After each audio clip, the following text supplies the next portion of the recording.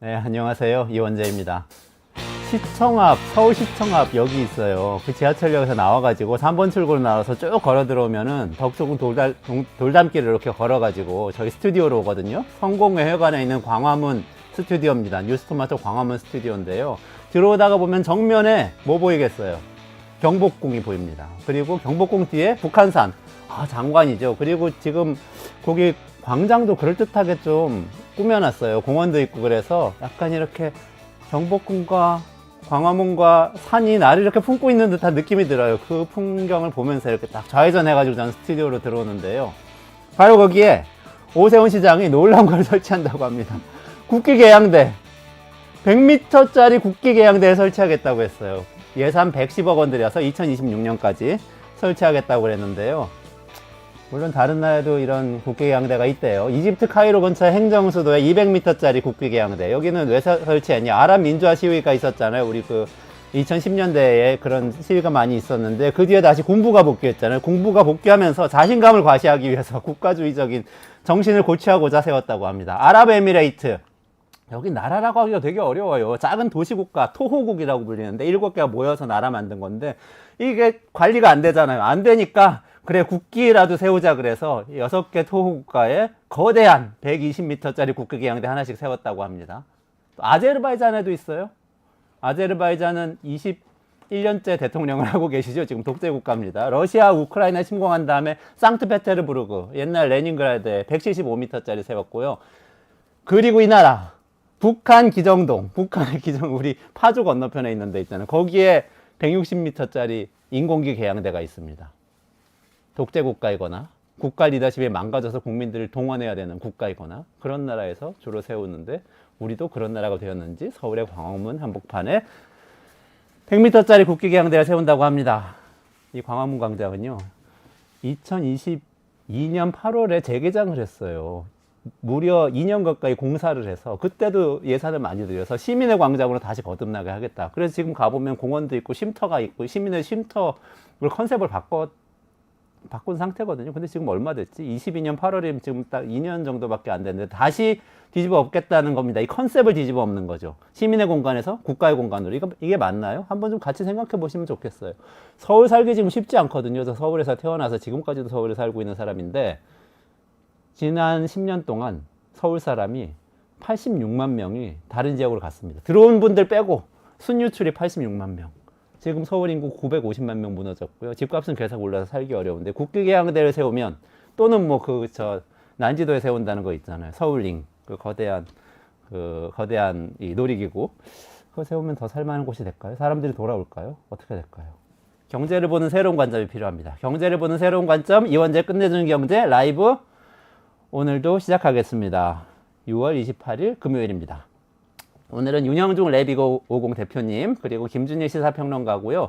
노란봉투법에 대해서 알아볼 거고 강정수 더코어 총괄 에디터님하고 구글하고 챗GPT 뛰어넘을 새로운 AI가 나왔다고 하는데 퍼플렉시티 요거 좀 뭔지 자세히 알아보도록 하겠습니다. 네, 먼저 바로 김준일 평론가님, 윤형중 대표님 모시겠습니다. 같이 인사하시죠. 네, 안녕하세요. 네. 근데 이거 개양대 어떻게 생각하세요? 그러니까 제가 먼저 이게 균형감 있게 하려면은 제가 먼저 이제 반론 좀 해야 될 것 같아요.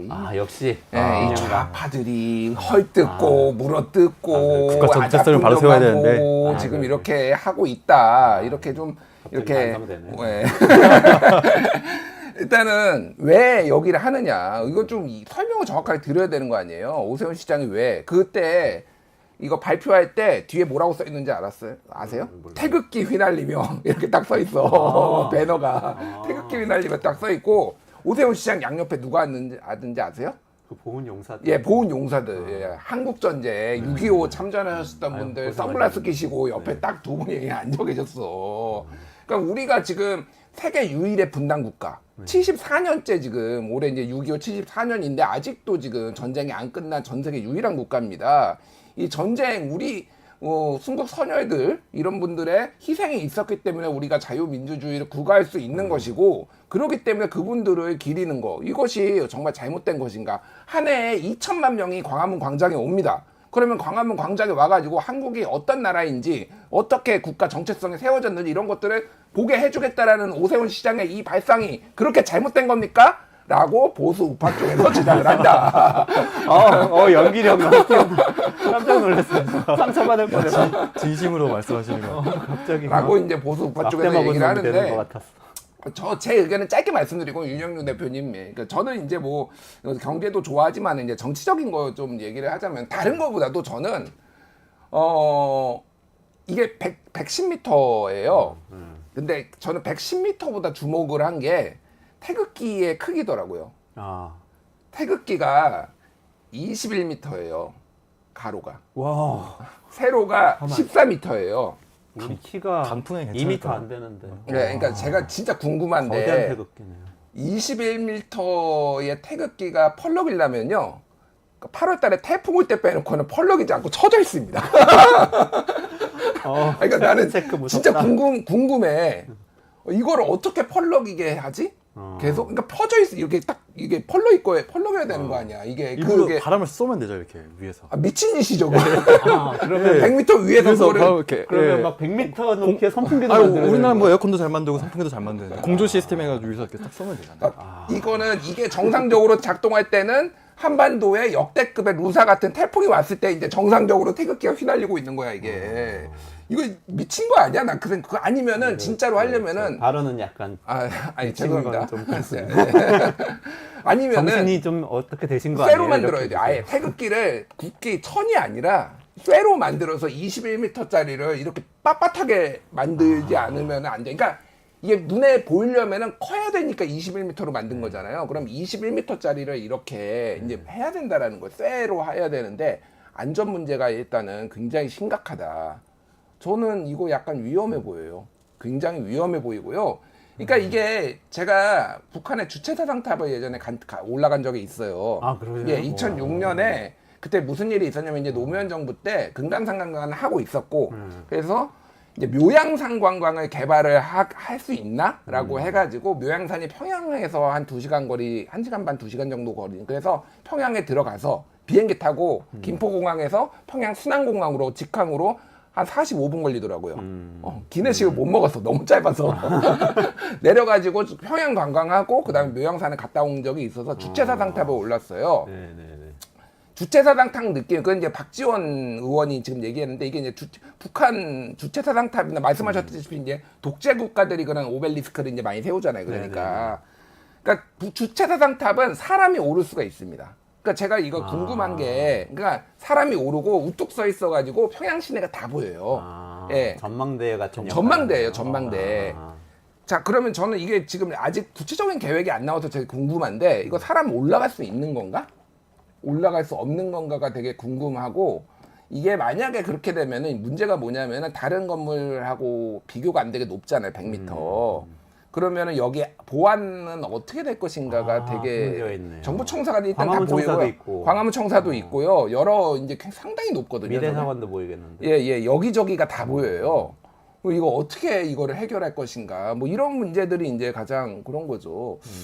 돈도 돈인데 저는 110억 원이 아니라 뭐 500억을 써서라도 만들 만한 의미가 있으면은 만들 수도 있다고 봐요. 뭐 시민들 합의가 있으면. 근데 이거는 저는 납득이 안 돼.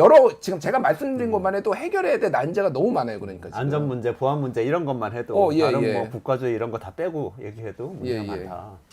어떻게 보셨어요? 저는 일단 이런 조치 자체가 오세훈 시장답지 않은 것 같아요.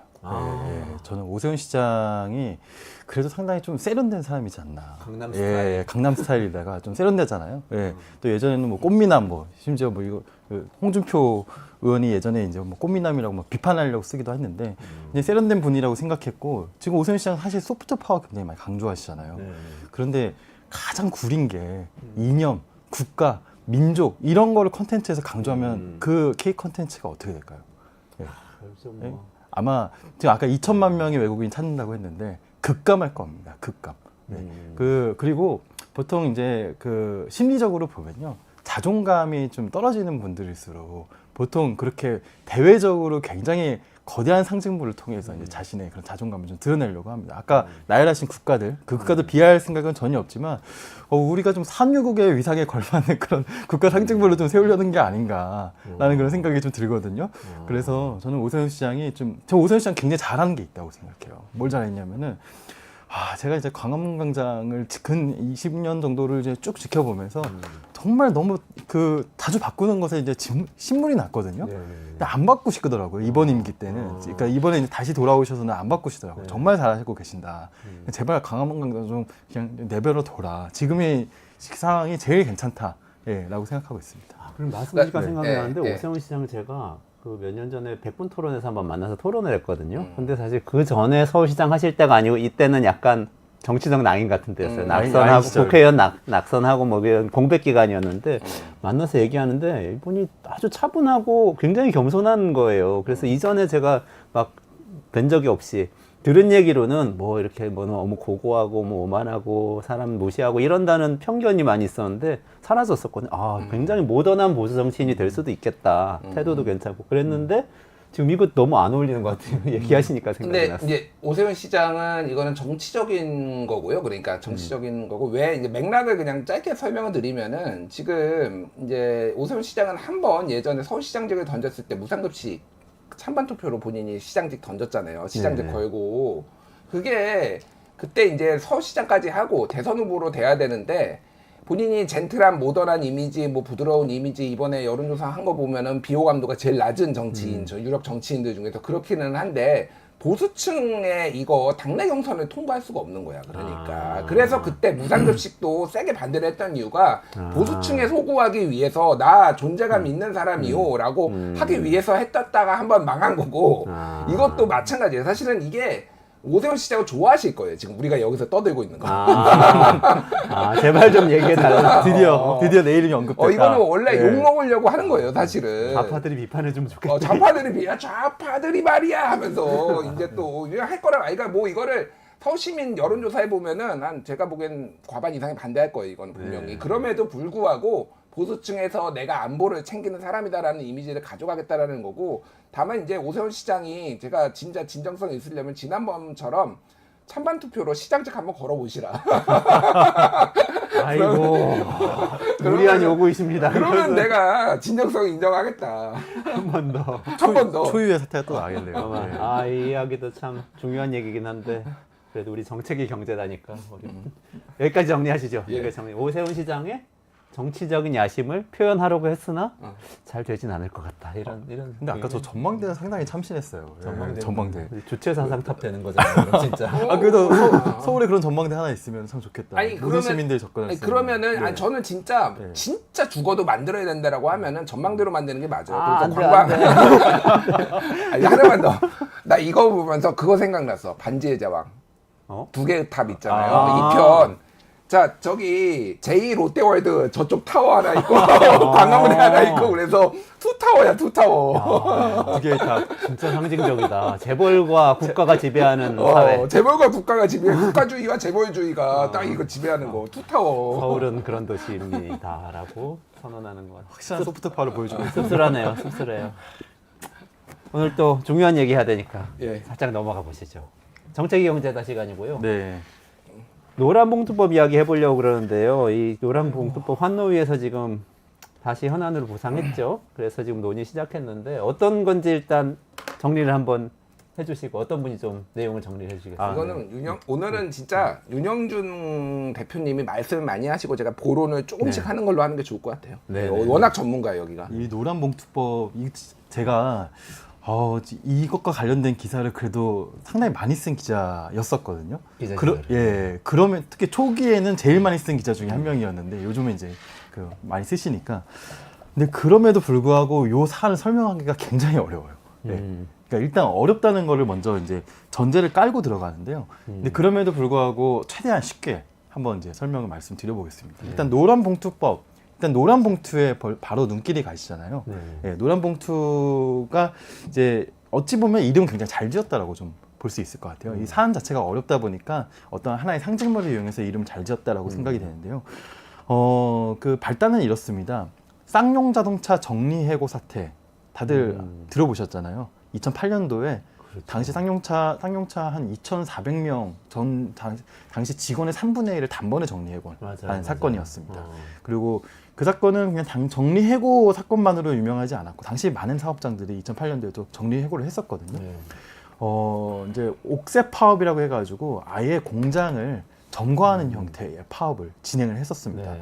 그리고 당시 MB 정부 때였는데요. 그 정말 기상천외한 파업 진압 방식들이 이제 적용이 됐었죠. 용산 참사 때도 똑같은 방식의 그 진압 방식이 적용되었었는데 크레인을 설치해서 크레인이 컨테이너를 그 떨어뜨려서 컨테이너 안에 타고 있던 경찰 특공대가 나와가지고 딱 진압하는 형태. 용산 참사 때도 똑같은 방식으로 진압을 했었습니다. 영상 기억나요. 예. 영상도 나오고 그랬어요. 예, 그래서 헬기에서도 내려오고 해가지고 그 거의 뭐 토끼몰이식 진압 방식으로 해서 당시 쌍용자동차 당시 노조원들은 그 이후에 헬기 소리만 들려도 굉장히 트라우마에 시달리고 한 27명 정도가 그 이후에 후유증 혹은 심리적인 압박 등으로 또 아니면 손배가압류에 대한 그 이제 압박 등으로 그 목숨을 잃으셨습니다. 그래서 광화문 대한문 앞에 그 쌍용차 분향소가 한 5년 가까이 이제 설치되어 있었었죠.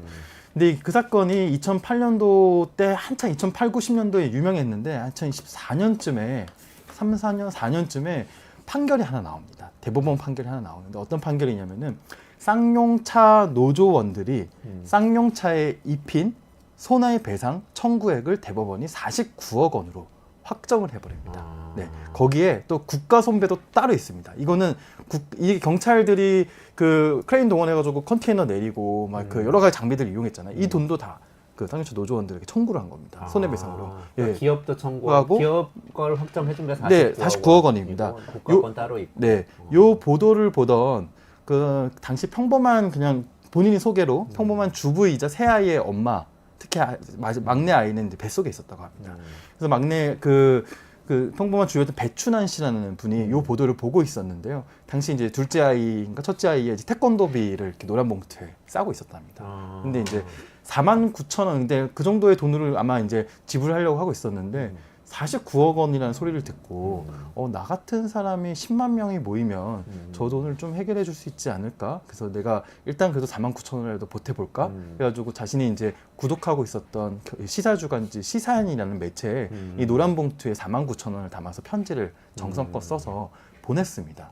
이제 이 사건이 발단이 돼서 그 노란 봉투 캠페인이라는 게 생겼습니다. 그래서 49,000원씩 어떻게 보면 후원을 하는 이 캠페인이 생겼고요. 심지어 이 캠페인에는 그 미국의 굉장히 유명한 언어학자인 노암 촘스키, 예, 그리고 연예인 그 이효리 씨, 뭐 이런 분들 굉장히 유명하신 분들까지도 49,000원을 국내외에서 이제 보내오면서 노란봉투 캠페인이 벌어지고 그 캠페인에 뒤이어서 그 노란봉투와 관련된 사안을 다루는 시민단체인 손잡고라는 시민단체가 생겼고요. 또 국회에서는 이 시민단체와 함께 이 문제를 해결하기 위한 법을 만들자라고 이제 만들어진 게 노란봉투법입니다. 네, 여기까지가 이제 노란봉투에 대한 또 당시의 사건에 대한 설명이었는데요. 근데 이제 이 구조에 대한 설명을 조금 더 조금 이따 드리려면 이제 노동조합법 2조와 3조와 관련된 내용들을 어떻게 바꿔야 되는지 또 그동안 어떤 문제들이 발생했는지 그건 이제 조금 이따 차차 일단 여기까지 정리해보면 설명드리겠습니다. 일단 노란봉투법은 그런 연원이 있고 네. 그래서 그 노동자한테 무리한 손배소를 제기함으로써 이 노동운동이 위축될 수 있는 가능성을 줄이기 위해서 어쨌든 입법되는 그런 취지를 담은 법이란 말씀이죠. 그러니까 네. 저 이제 유영준 대표님이 잘 이제 설명해 주셨고요. 제가 유영준 대표님의 의견에 반대하는 부분이 딱 하나가 있어요. 네이밍이 잘 됐다고 하는데 저는 네이밍이 완전 안 된, 잘못된 거라고 생각을 해요. 왜 그러냐면요. 제가 예전에 뭐 정의당 분들이나 심상정 대표 만나서도 얘기를 하고 민주당에서도 얘기를 했는데 노란봉투법이라고 해야 되면은 이렇게 구구절절 설명을 해야 돼요. 이게 이제 법안이 노동관계법, 노동조합 및 노동관계 조정법 뭐 이제 개정안이 있고 또 이제 방금 얘기했었던 뭐 이제 두 가지로 쉽게 돼 있어요. 하나는 뭐냐면은 손배소를 과도하게 노조한테 사측이 제기하지 못하게 한다라는 거예요. 그러니까 사측한테 불법이 있어서 규칙 사유가 있으면은 뭐 노조가 좀 약간 손해를 입히더라도 그거 특히 개별 노조원한테 해가지고 괴롭히는 거 이거 좀 하지 말아라. 사람 계속 자살하고 지금 몇억 원씩 해가지고 평생 괴롭히려는 거니까 이거 못하게 해라. 해외에도 사례가 있다라는 거 한 축이 있고 또 한 축은 뭐냐면은 우리나라 하청 노동자가 1,000만 명인데 이 1,000만 명에 대해서 지금 그 이제 대우조선에서 그 저번에 해양에서 지금은 이제 하나로 넘어갔지만 거기에서 이제 그러니까 하청 노동자가 파업했었잖아요. 그때 본인은 이제 몸에 가두고 그러니까 쇠창살로 맞아요. 가두고 네. 용접해가지고 네. 직접 교섭을 못 하게 돼 있으니까 완전 무책임하고 방치되고 있으니까 하청 노동자도 원청 그러니까 중간에 낀 거 이거 빠지고 원청하고 직접 교섭할 수 있게 해줘라. 요게 이제 두 축이에요, 사실은. 이게 두 개가 다른 사실상인데 이거를 묶어가지고 노란봉투법이라고 하는 건데 이렇게 설명을 해야 돼요. 노란봉투법이라고 하면은. 그러니까 사람들한테 와닿지가 않아요. 그래서 제가 이거를 뭐라고 했냐면은 방송에서도 얘기를 하고 사람들한테 직접적으로 와닿는 네이밍을 해라. 그래서 내가 만약에 이거를 법을 이제 어차피 이게 법은 따로 있는 네, 거잖아요. 법 이름 따로 김영란법처럼 있죠. 뭐 따로 있는 거잖아요. 그러니까 하청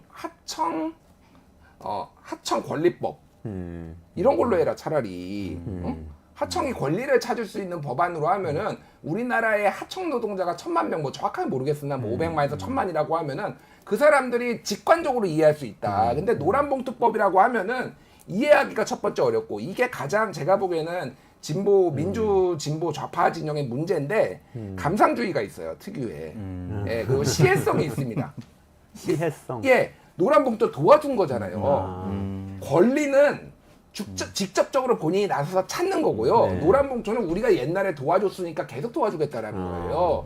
그렇지, 그러니까 소위 말해서 노동자들이 주체적으로 자주적으로 네. 이렇게 할 수 있는 게 아니에요. 이 법안의 이름을 보면은. 그래서 네. 저는 이런 감상주의를 벗어나라. 그리고 직접적으로 다이렉트로 이거를 뚫어야 된다라고 해서 예전에 이런 내용은 좀 그러니까 곁다리긴 한데 그래서 네이밍부터 저는 잘못됐다 이제 이런 말씀을 드리겠고요. 그러니까 뭐 이제 좀 이제 구체적으로 들어가면 이제 다시 유영진 대표님이 하실 텐데 두 축이에요 사실은 이거는 두 개가 법안이 사실은 묶이면은 저는 안 된다라고 개인적으로 봅니다. 이거는 따로따로 하는 게 맞다라고 봐. 이거를 묶어서 노란봉투법이라고 하는 게 조금 문제가 있다 개인적으로는. 예. 일단 지금 굉장히 중요한 포인트는 다 나온 것 같고 예, 이런 순서로 한번 얘기해 보면 어떨까요? 일단 이게 대통령한테 한번 갔다가 거부권 행사돼가지고 다시 가는 건데 요 정치적인 상황에 대한 얘기를 약간 좀 해주시고 그 다음에 요 노란봉투법에 지금 말씀하신 내용 제가 알기로는 한 가지 포인트가 더 있어요. 이 쟁의의 범위 확대한 부분인데 그 세 가지에 대해서 하나하나 좀 짚으면서 그렇죠. 정리하고 끝내면 어떨까요? 아, 예, 네. 그렇죠. 그럼 일단 이 프로세스가 궁금해요. 그러니까 야당 주도로 21대 국회에서 한번 본회의 통과돼서 갔잖아요, 대통령한테. 거부권 행사했잖아요. 근데 지금 22대 국회가 되면 다시 발의할 수 있는 거예요? 아니면 내용이 바뀐 건가요? 어떻게 되는 다시 발의할 수 있죠. 똑같은 내용으로도 발의할 수 있고요. 네. 내용 좀 바꿔서 발의할 수도 회기가 있고요. 바뀐 거니까 네. 아예 똑같은 내용으로 할 수도 있고 네, 네. 사실은 회기가 바뀌지 않고 같을 경우에도 조금 바꿔서 원래 합니다. 네. 그러니까 지금 최상평 특검법도 이번에 만약에 대통령 거부권하고 제2요구권 제2 이제 의결 통과 못 하잖아요. 또 할 거예요. 이름 바꾸고 뭐 하나 조항 넣어가지고 또 하고 또 하고 또 하고 3년 내내 할 거예요. 그러니까 그런 식으로 이제 이것도 될 가능성이 있어요. 네. 그리고 지금 이번에 노란봉투법은 그럼 21대 노란봉투법하고 같은 건가요? 이번에 환노위 이번에는 뭐 내용이 거의 차이가 없다라고 알고 있습니다. 거의 네. 차이는 없고 그러면은 대통령은 또 거부권 행사를 할 걸로 보세요? 어떠세요? 예고하고 있습니다. 거부권 어제 그러니까 저도 최근 들어서 거의 처음 보는 현상인데 입법 청문회라는 게 자주 열리고 있어요. 네네네. 입법 청문회. 최상병 특검법도 입법 청문회, 전세사기 특별법도 입법 청문회, 노란봉투법도 어제 입법 청문회가 열렸습니다. 원래 청문회라고 한다면은 그러니까 저도 기자 시절에 정말 많이 청문회 취재를 했었는데 그 대부분의 청문회는 인사 청문회였거든요. 네네네. 누구 뒷조사. 예. 그러다 간혹 쌍용차 청문회라든지 이런 청문회, 그건 조사 청문회라고 합니다. 네. 보통 조사 청문회나 인사 청문회가 열렸는데 근데 국회법 자세히 찾아보니까 입법 청문회는 열 수 있는 근거 규정이 있더라고요. 있었는데 안 열었었던 안 한 거고. 거예요? 예. 그래서 이번에 입법 청문회를 굉장히 잘 활용하고 있습니다. 어떻게 보면은 그 여론 조성도 하고 뭐 이슈 제기도 하고 어떻게 보면 저는 바람직한 현상이라고 좀 보여지고요. 그래서 입법 청문회 때 그래도 이제 책임 있는 사람들이 나와서 이 법에 대해서 이제 얘기를 할 수 있는 그런 절차가 마련된 것이었고 이미 국민의힘 의원들이 야당 단독으로 또 이번 그 입법을 추진하는 것은 거부권 마일리지를 쌓는 것이다라는 표현을 이미 하셨어요. 네. 그렇기 때문에 국민의힘에서는 그러면 뭐 거부권 네. 행사하는데 대통령을 지지하겠다 이렇게 지지할 뿐더러 뭐 이 사실상에 거의 그렇게 조율되고 있는 게 아닌가. 거부권 마일리지 쌓는다 이런 절차들도 거부권 마일리지 쌓는다라고 표현을 했으니까요. 지금 노동부 장관 이정식 장관이 나와가지고 발언했던 게 입법 청문회 자리에서 그렇습니다. 얘기를 네. 했던 건가요? 제가 그건 뭐 바람직한 현상인 것 같아요. 제가 미국에 있을 때 보니까 미국 하원에서는 상원이든 하원이든 계속 그 입법 관련된 히어링을 하더라고요. 청문회 계속 하는데 우리나라는 청문회 하면 다 인사청문회 해가지고 뭐 누가 부동산을 어디에 투기했고 뭐 이런 얘기만 해서 선진화되려면 뭔가 입법 청문회 해야 되겠다 이런 생각을 톡 했는데. 치고 누구 잘못한 거 찾아내고 그죠. 네. 그것만 근데 지금 주로 뭐 하죠. 그래도 바람직한 활동을 하고 있는 거네요. 국회에서. 국회 파행의 사이드 이펙트죠. 이게. 그게 무슨 뜻이에요? 그러니까 입법 청문회가 그 동안에 안 됐던 거는 네. 하면 좋은데 네. 보통은 어쨌든 여야가 합의 처리해서 하고 굳이 이제 뭐 누구 불러가지고 이것까지 하냐 뭐 이런 거였는데 지금은 민주당이 어쨌든 단독으로 거의 하다시피 했잖아요. 그동안 처음에는 국민이 네네네. 만들어 오고 네. 청문회는 해야 되겠는 거야. 그러니까 최상병 특검법을 알려야 되는 거지. 그러니까 이게 뭔지. 그러면은 사람들 불러야 되는데 이제 국정조사 하려면 또 시간 걸리고 그러니까 혼자 할 수 있는 게 청문회 열고 야 다 나와 이렇게 해가지고 다 끌려 나와서 뭐 임성근도 나오고 뭐 이렇게 이게 지금 그거예요. 그러니까 그래서 국회 파행의 사이드 이펙트입니다. 이거 부작용 그래서 부작용이 나쁘다라는 게 아니라 사이드 이펙트가 이런 식으로 온 거예요. 그러니까 이게. 이게 파행의 사이드 이펙트일 뿐만 아니라 원구성을 촉진하는 사이드 이펙트도 생기고 있어요. 실제로 그 이제 여당이 지금 돌아왔잖아요. 네네네. 예, 그리고 7개 상임위원장 맡겠다고 했는데 제 생각엔 아마 입법청문회가 이게 줄줄이 잡혀 있는 게 영향을 미치지 않았나. 그치. 원래 국회가 파행으로 있으면은 그러네. 국회에서 나올 기사가 별로 없습니다. 예, 약간 양 그 지도부 사이에 국회 원구성 언제 할 거예요? 언제 할 거예요? 기자들도 계속 그것만 물으면서 오늘도 별로 진전이 없었네요. 기사 안 되네. 막 이런 식으로 이제 늘 한 달 정도 지연시킬 생각이었는데 갑자기 입법청문회가 열리면서 막 임성근 나오고 막 여러 가지 말들이 막 쏟아지는 거예요. 그러니까 여기에 야당 의견들만 계속 나가게 되니까 여당도 안 되겠다.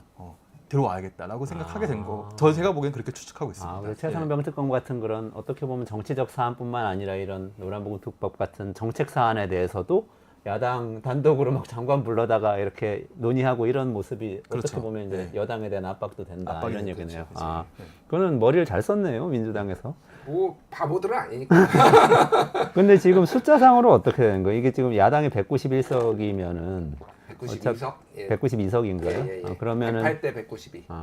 예. 이번에 통과시키고 가서 거부권 행사하고 국민의힘이 반대하면 그럼 또 폐기되고 이렇게 되는 건가요? 근데 사실 192석의 모든 야당이 다 찬성하는지는 제가 확인을 못 해봤는데 네. 개혁신당 의원들은 반대할 수도 있어요. 이거. 아, 예, 이거는 약간 그러니까 이게 예를 들면 최상병 특검 같은 경우에는 그런 거죠. 그러니까 이거는 그것도 이제 보수의 가치가 안 본데 어떻게 그렇게 할 수 있느냐라고 해서 거의 이제 뭐 보수 성향이든 뭐 진보 성향이든 다 하는 건데 이거는 정확하게 보수의 가치, 우리가 전통적으로 생각하는 보수의 가치와 이게 좀 이제 그러니까 대립되는 거라고 보면 될 것 같아요. 그 전에도 그런 논쟁이 있었고 지금도 이어지고 있기 때문에 그래서 뭐 어쨌든 안 돼요. 제가 보기엔 어쨌든 안 될 가능성이 높은데 이거는 좀 이제 뭐 밀어붙이는 걸 좀 보여주는 것 같고 그래서 지금 아까 전에 이제 설명을 하셨지만은 이제 쟁점이 이제 크게 이제 세 가지인 거죠. 네, 세 가지. 네. 예, 하나는 무리한 손배소를 못하게 하는 거. 그리고 하나는 하청이 자기 중간에 자기 이제 고용한 뭐라고 하죠? 그 회사, 그러니까 인력 회사 같은데 이런데 파견회사. 파견회사하고 하면은 거기 파견회사는 맨날 그 얘기하거든요. 우린 권한이 없다. 그러니까 실질적인 고용주가 이제 해라. 그거를 그거고, 이제 그 법률 용어는 직접적인 지배력이라고 표현합니다. 직접적인 지배력. 제가 워낙 네. 쌈마이라서 제가 이렇게 쉽게 설명을 하는 거예요. 네, 쉽게 설명해 주시고 그리고 보완해 이제 주시고. 또 하나가 이제 아까 전에 되게 중요한 말씀을 해주셨는데 이제 쟁의의 좀 이제 그러니까 범위가 달라지는 거예요. 쉽게 얘기를 하면은 지금은 노조가 파업을 하려면은 임금 조건, 뭐 근로 조건, 이를테면은 근로 오면은 내가 뭐 하루에 8시간을 일하는데 9시간으로 뭐 늘린다든지 예를 들면 뭐 52시간을 넘지 않는 내에서도 이거를 뭐 조정하고 뭐 이렇게 할 수가 있잖아요. 이런 거는 노사가 합의를 해야 되는 거예요. 네네네. 그런 거가 이제 되는 건데 여기서 이제 노란복지법에서는 이제 결정이라는 단어를 이제 뺐다라는 거예요. 쉽게 얘기를 하면은 이제 결정이라는 게 뭐냐면은 근로 조건에 대한 결정, 임금에 대한 결정 뭐 이런 건데 이거가 빠지는 순간 쉽게 얘기를 하면은 굉장히 좀 포괄적으로 이게 노조가 쟁의를 할 수 있게 된다. 이게 이제 사측의 요거 예, 잠깐만요. 정의 설명을 저기 이제, 법조문을 하나씩 이렇게 띄우면서 그것도 말씀해 좋은데요. 주세요. 그 법조문 그 문구도 사실 쉽지 않아서 정말 쉽게 설명 한번 네네네. 드려보겠습니다. 일단 노란봉투법 크게 이제 두 가지로 나눠서만 설명하면 될 것 같아요. 네. 하나는 그동안의 많은 쟁의 행위들이 불법화되었다는 거예요. 예, 합법적인 쟁의 행위의 범위가 굉장히 좁았다는 건데, 물론 여기는 이견의 여지는 분명히 있을 수 있습니다. 그런데 이제 방금 말씀하신 대로 쟁의 행위를 하려면 쟁의 행위의 정당한 목적에 따라서 해야 되는데, 그 목적이라는 것이 지금 노조법 2조에 규정되어 있죠. 근로조건 이라고 규정되어 있는데, 네. 근로조건은 임금, 근로시간, 복지, 해고, 기타 대우 등에 대한 근로조건이라고 되어 있잖아요. 자, 여기서 한번 제가 퀴즈를 내보겠습니다. 정리해고는 여기 들어갈까요? 안 들어갈까요? 임금, 근로시간, 복지, 해고. 해고가 있으니까 정리해고 들어가지 않나요? 그렇게 생각하기가 쉽잖아요. 네. 해고는 개인적인 해고니까. 네. 예, 개인적인 해고들이 합친 게 정리해고니까요. 네. 놀랍게도 정리해고는 저 문항에 들어가 있는 근로조건에 들어가지 않습니다. 아. 네, 그게 이제 대법원 판례입니다. 아, 그게 예. 왜 그렇죠? 정리해고는 경영상의 결정이기 때문에 아. 근로조건이 아니라고 네. 결정을 한 겁니다. 그러니까- 사실 그 판결의 논리적 근거 자체가 꼼꼼히 따지면 굉장히 좀 그 문제가 많은 판결인데요. 그러니까 제가 질문인데, 그러니까 정리해고는 사실은 할 수 있는 요건이 회사가 이제 어려워서. 어려워서 경영상으로 어느 정도 그 뭐 이제 손실을 본다든지 이게 이제 조건이 있잖아요. 어쨌든 그렇습니다. 거기에 네. 조건이 충족만 되면은 쟁의 행위 대상이 안 되고 일방적으로 할 수 있다라는 거죠. 그러니까 근로조건에 해당돼야지만 쟁의행위를 할 수 있는 건데 그 정리해고는 근로조건에 해당되지 않는다라고 판결한 그렇죠. 겁니다. 아. 근데 그 논리를 쓰면서 그 논리의 그 내용은 결국에 노동권과 경영권이 충돌할 때 무엇이 우선하느냐에 대한 그 대법원 판결문이 있거든요. 근데 어떤 그 논리적인 구조를 갖추고 있냐면, 경영권과 노동권이 충돌할 때는 경영권을 우선하는 것이 맞다. 그래서 경영권을 회사가 위기 상황에 경영권을 우선해야 회사가 다시 살아나서 결과적으로도 노동권이 보장되는 것이기 때문에, 그래도 경영권을 우선해야 되고, 그렇기 때문에 노조법상의 정의 규정에 근로조건에는 정리해고가 들어가지 않는다라고 판결을 내리고 있습니다. 사실 놀라운 판결이에요. 그러면 예를 예. 들어서 내가 일을 못하니까 나가주세요 해서 해고가 됐으면은 이거는 노조에 가가지고 이거 제가 부당하게 해고됐으니까 같이 싸웁시다 그래서 쟁의를 할 수가 쟁의할 있다. 수 있습니다. 근데 예. 그게 아니고 회사가 어려워서 나가주세요 예. 그러면은 쟁의를 할 수가 없다. 이렇게 그것도 된다는 정리해고는 한 2,000명, 3,000명 한 번에 많은 수를 해고하는 것이니까 경영상의 결정이라고 보는 것입니다. 아, 그렇구나. 그래서 이 노란봉투법의 그 지금 역사적 연원을 보면요, 한 그 옛날에 이제 배다로 열사라는 그 두산중공업, 옛날에 한국중공업 노동자분이 분신 자살하시면서 시작됐거든요. 2000년대 초반에요. 근데 그 이후로 많은 분들이 이 문제 때문에 이제 어려움을 겪었었는데, 그 초반의 문제를 겪은 것과 지금의 문제를 겪은 것들은 많이 다릅니다. 초반에는 민영화, 정리해고, 그리고 쟁의행위의 그 양태에서 뭐 일부 폭력행위가 있었다라고 하면 전체 쟁의행위가 불법화되어 버립니다. 그래서 이런 것들이 문제였는데요. 최근에 다시 노란봉투법이 재점화된 것은 말씀하신 대로 하청업체의 근로자들이 하청업체가 상대를 해주지 않는 거예요. 네네. 그러면 실질적 지배력이 있는 원청에 가가지고 항의를 하고 원청에 가서 쟁의행위를 하려고 하는데 그게 바로 불법화가 되어 버리는 겁니다. 그래서 실질적인 지배력을 가지고 있는 사업자라고 보는 규정을 이 노조법 2조에 넣은 겁니다. 아, 그건 또, 네. 그 다른 항이네요. 아까 보여드렸던 그 2조 5항은 쟁의의 범위에, 그니까 정리해고는 포함이 안 됐었는데 정리해고도 포함되도록 만든 것이다. 이렇게 설명해 주시면. 예, 그래서 쟁의행위의 목적에도 정리해고, 민영화, 사업구조 재편 뭐 이런 것들도 다 포괄할 수 있는 형태로, 예전의 논점들도 지금은 발생하고 있지만 예전의 논점들도 언제든지 다시 문제가 발생할 수 있으니 그 부분도 보완하는 내용이 담겨 있고요. 그리고 하청업체의 근로자들도 실질적인 사업주들이 성실하게 교섭을 하도록 하는 내용들까지도 담겨 있는 거예요. 사업자의 범위를 확대하는 내용까지도 같이 담겨 있는 겁니다. 저 조항에 보니까 근로기준법 몇 조 몇 항에 의한 해고 그것도 포함한다라고 써져 있는데 그게 정리해고인가 맞습니다. 보네요. 네. 아, 그런데 그 그럼 이정식 장관이 얘기하는 논리도 상당 부분 타당합니다. 뭐라고 왜냐면요, 얘기했죠? 이정식 장관은 이런 법이 사실상 필요 없다는 거예요. 예, 왜 필요 없냐면은, 아니 하청업체의 사업주가 성실히 교섭하면 된다. 그리고 그런 문화를 확립해 나가면 된다는 거예요. 잠깐만요. 네. 지금 하청업체 사업주가 교섭하는 건 또 다른 조항이죠. 지금 말씀하셨던 거는 쟁의 행위의 범위를 얘기한 거고. 쟁의 행위의 범위가 있고 그다음에 사용주는 2조 2항인가요? 그 앞에 그렇습니다. 네, 네. 그러니까 실질적 지배력을 행사하면 사용주로 본다. 네, 아, 그렇습니다. 그걸 이제 네. 삽입하자는 네. 그런 내용들 담고 있습니다. 네네네. 네. 그래서 그 이정식 장관은 그러니까 사용자의 범위 확대에 있어서는 그러니까 노사 간의 문화가 그러니까 하청업체 사업주도 성실히 교섭하게 하고 또 그 이제 어떻게 보면 노동자들도 바로 원청으로 뛰어가지 말고 하청업체 사업주에게 따지고 예, 이런 식으로 해가지고 그 또 하청업체가 그 자신들의 노동 환경을 그 개선하기 위해서는 또 원청과의 또 교섭력을 또 하청 사업주 간에 예, 그런 이제 협상도 하고 약간 이런 식으로 작동을 하는 게 맞다. 하청업체 노동자들이 원청의 사업주를 상대로 교섭하게 하는 것은 뭐 이게 이제 노사 간의 구조상 맞지 않다라는 입장을 또 가지고 있는 것이거든요. 네네. 그러니까 제가 이 손배 가압류 문제가 왜 이렇게 설명하기가 어렵냐라는 생각을 많이 하다가 발견한 게 있습니다. 왜냐면은 이거 모두 우리 거부권 아까 얘기했잖아요. 이 모두가 이 자제를 하지 않는 것의 문제입니다. 자제. 그러니까 우리가 모든 권한이 다 있다고 해서 그 권한을 100% 120% 쓰려고 하지 않잖아요. 예를 들어 대통령의 거부권, 대통령의 사면권 이런 것들도 그 100% 120% 지금처럼 남용하면 안 되는 겁니다. 마찬가지로 왜 이 문제를 설명하기 어렵냐면은 다른 나라 비슷한 사례가 없거든요. 그러니까 다른 나라의 민사상의 손해배상을 쟁의행위만 한해서 제한하는 형태의 입법을 하지 않습니다. 그러니까 민사상의 손해배상, 누군가 손해배상을 불법적으로 행위를 통해서 손해를 안겼으면 배상을 청구할 수 있는 겁니다. 그게 쟁의행위라고 예외를 두면 안 되는 거죠. 그거는 세 번째 예. 사안인 거지. 지금 아까 말씀하신 첫 번째, 두 번째 말고 하청업체 말고 원청업체도 책임을 져야 한다. 여기까지 일단 가고 네. 그 다음에 손배소 관련된 손배소 내용이죠. 관련된 내용 그거는 중에서도- 자제를 안 한 거죠 지금. 네. 그 하청업체 그것도 관련된 근데 것도 아예 사실은 그 운용의 문제인 거예요. 네, 그건 노조법 3조에 대해 들어가 있는 내용인데요. 지금 3조의 개정사항에 있는 것도 사측이 무조건 100% 청구를 못하도록 되어 있지는 않습니다. 그거는 사실 우리의 민법상의 가장 구조를 해치는 것이기 때문에 네네네. 제한적으로 행사하고 개인에게 개인은 그 이 노사 의사 결정 과정에 자연스럽게 참석해가지고 한 것이라면 개인에게 청구하는 걸 제한한다. 약간 이런 정도의 유보적인 조항들을 담고 있는 것이지 원천적으로 노동자들에게 청구를 하지 못하게 한다. 막 이런 내용들은 없습니다.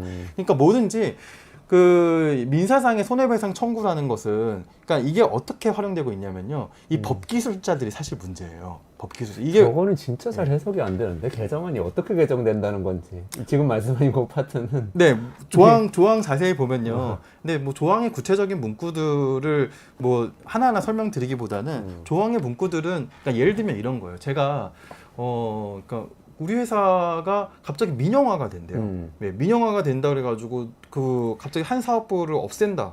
그러면 최소한 뭐 노동자들이 거기에 대해서 얘기를 할 수 있어야 되고 사측도 거기에 대해서 뭐 갑자기 희망퇴직 시켰으니까 뭐 몇 년치 월급을 줄 테니까 나가라 뭐 이런 식의 그 조건들이 있어야 되는 거잖아요. 근데 그런 조건 아예 없이 갑자기 나가라고 하는 거예요. 그렇다면 거기에 대해서 문제 제기를 하다가 교섭에 응하지 않으니까 쟁의행위를 할 수 있는 거죠. 근데 민영화에 대한 쟁의행위는 할 수 없어서 불법화가 된 겁니다.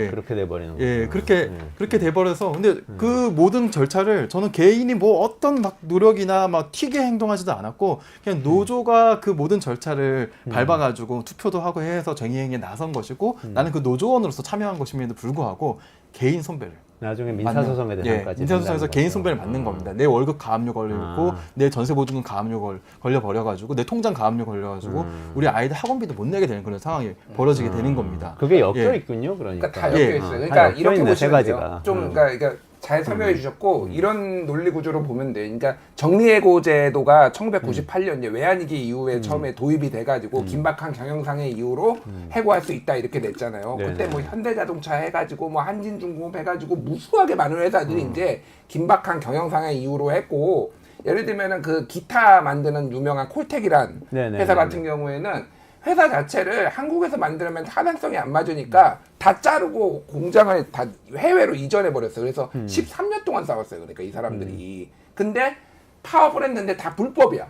파업만 하면은 우리는 긴박한 경영상의 해고라고 하고 그 다음에 이제 여기에서 사측이 이제 시작한 게 뭐 이제 뭐 점거하고 있으면은 야 얘들이 점거하고 있어서 우리가 불법 파업인데 얘들 때문에 우리가 손해를 입었어. 라고 하면서 일단 위원장 1억 뭐 5억 뭐 부위원장 3억 뭐 이렇게 해가지고 이제 다 이렇게 때린 거예요. 그러니까 그래서 그거는 민사는 민사대로 하고 또 이거는 이거대로 하고 장기화되고 뭐 피폐화되고 이제 이거를 막자라는 게 큰 틀에서 하나가 있는 거고 하청 이거는 또 사실은 다른 거예요. 그러니까 그러네요. 그 덩어리는 조금 다르. 여기는 하청 노동자가 워낙 많이 생기는데 원청하고 교섭을 안 해주고 그 이정식 노동부 장관은 제가 보기에는 궤변인 게 왜냐하면은 원청에서 이 파견 회사한테 딱 돈을 정확하게 요만큼만 줘요.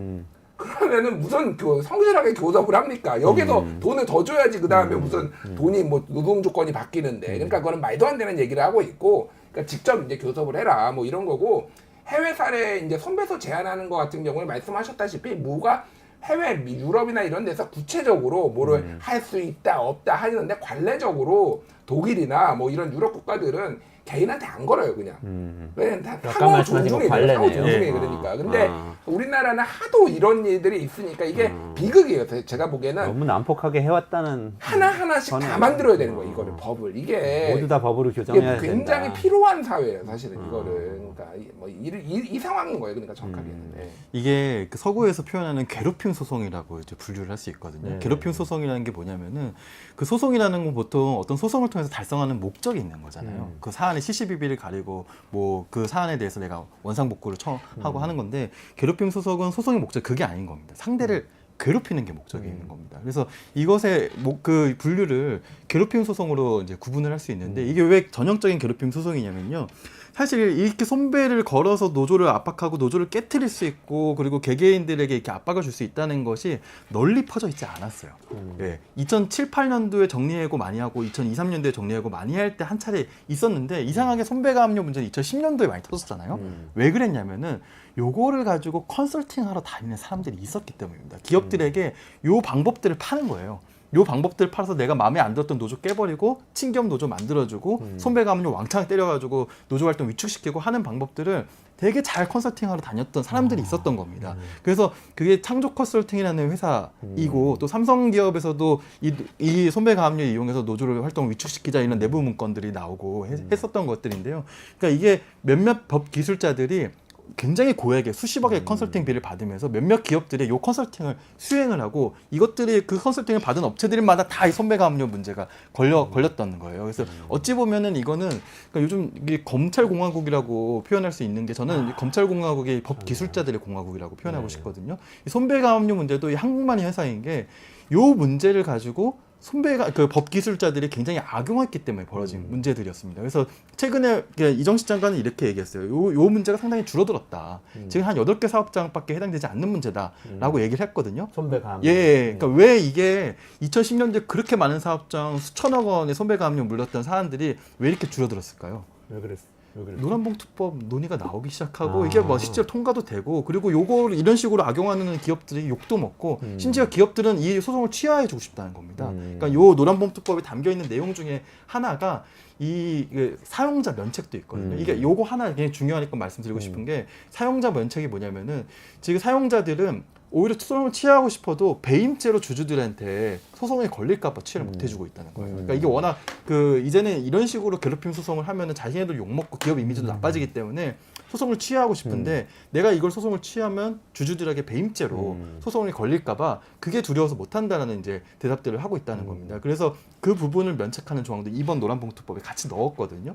그래서 지금 이 노란봉투법 논쟁이 굉장히 격화되면서 이 괴롭힘 소송의 상당히 줄어드는 그런 효과는 분명히 발휘하고 있습니다. 그러니까 입법을 하지 않아도 입법 추진으로 입법에 효과를 내고 있는 것이죠. 굉장히 큰 얘기네요. 그러니까 지금 이야기는 배임까지 들어가잖아요. 그럼 지금 저 밸류업 정책에서 얘기하는 그 배임죄 폐지하자는 얘기하고 또 맞물려 있네요. 이 기업의 주주하고 노동자 사이의 이해관계가 충돌할 때는 어디를 먼저 우선시해야 되느냐, 여기에 대한 결정이 그러니까 있네요. 뭐 이제 대체적으로 이제 다 설명을 해주셨고, 기업하고 이제 재계 입장도 좀 이제 전달이 돼야 될 것 같아요. 그러니까 뭐 당연히 반대하고 있고, 경총에서도 계속 이제 반대 성명 내고 있는데, 쉽게 얘기를 하면은 그러니까 두 가지가 다르다고 그랬잖아요. 하청이 이제 파견회사가 아니라 원청에 직접적으로 요구를 하게 되면은 지금 하청들 뭐 1,000만 명 있는데 다 대고 일어날 거다. 그러면은 우리나라 지금 가뜩이나 경쟁력 지금 딸리고 있는데 이거 난리 난다. 한마디로 우리 경쟁력 다 죽는다라는 게 이제 러프하게 얘기했지만, 이게 이제 경총의 논리,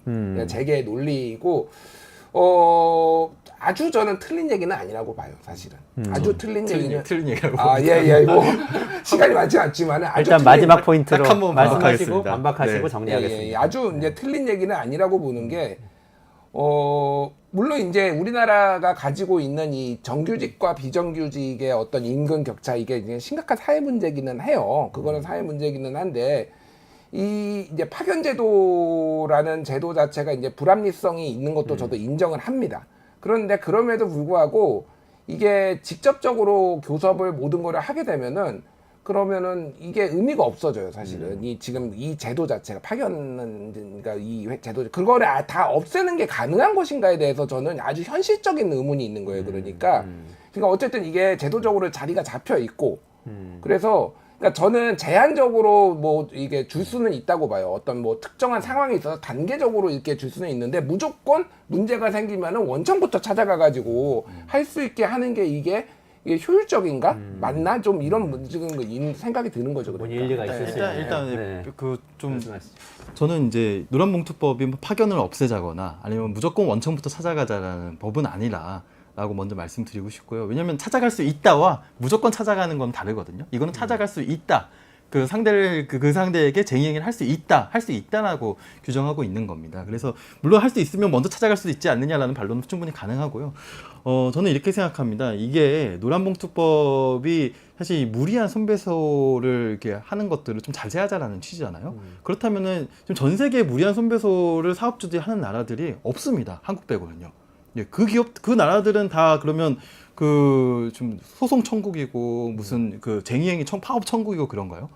왜냐면 이 노동 3권과 노동법의 디자인 설계가 그렇게 허술하지가 않습니다. 이게 또 손배소를 그 좀 제한한다고 해도 사업주들도 굉장히 강력한 권한들을 갖고 있어요. 일단 뭐 월급 주고 있는데 그 쟁의행위에 나서면 직장 폐쇄를 할 수 있거든요.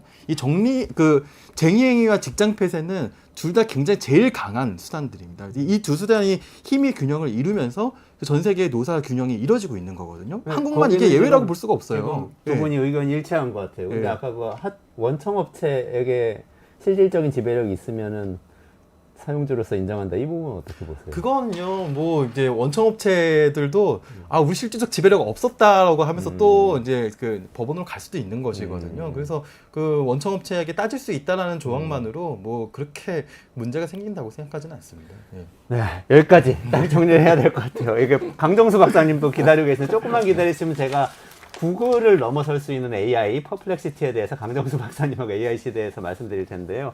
오늘 정리는 일단 노란봉투법에 무리한 손배 가압류 못하게 하는 건 어쩔 수 없이 사측에서 그 조항을 너무 남용을 해왔기 때문에 그건 저는 제한해야 된다고 봐요. 제한해야 된다. 이거는 두 분이 의견 일치하시는 것 같고.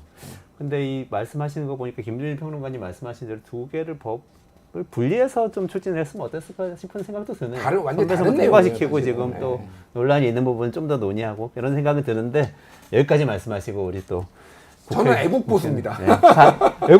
전향하셨어요? 원래 애국보수. 얼굴 천재라면서요? 얼굴은 포기하고 보수로? 국가의 그 네. 경제를 생각하는 애국보수입니다. 알겠습니다. 그럼 얼굴 천재 애국보수 김준일 평론가님과 윤영중 랩20 대표님과 여기서 인사드리겠습니다. 조금만 기다리시면 강정수 박사하고 돌아올게요. 고맙습니다. 네, 감사합니다.